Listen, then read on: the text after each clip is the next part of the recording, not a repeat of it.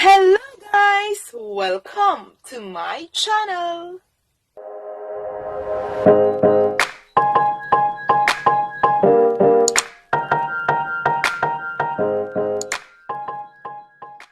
Dala ko pa. Okay.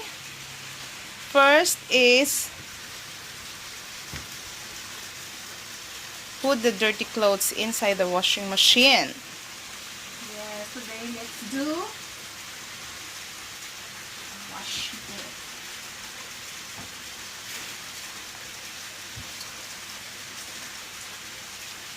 Today guys, Rose the Overcomer want to show you on how to use the automatic washing machine. Okay guys, here.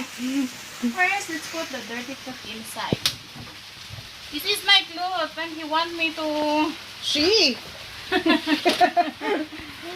She want me... Okay. Okay. Then close it.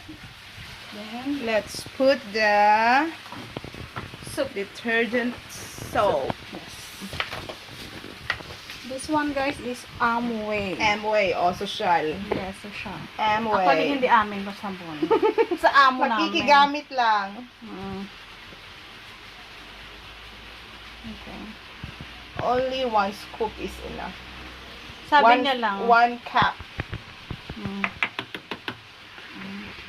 But you can use more. Yes. Depends upon the amount of your dirty clothes. And then... No, it depends upon you. It's not the amount of the dirty clothes. And then the Softener. softener. We use the downy one. Yes. Then So, mabango close. at maganda. Then close. Then, let's Then turn on. try to switch on the power. And set into turbo wash. Turbo wash. Turbo wash. And start. Then start. Okay guys, you will see here.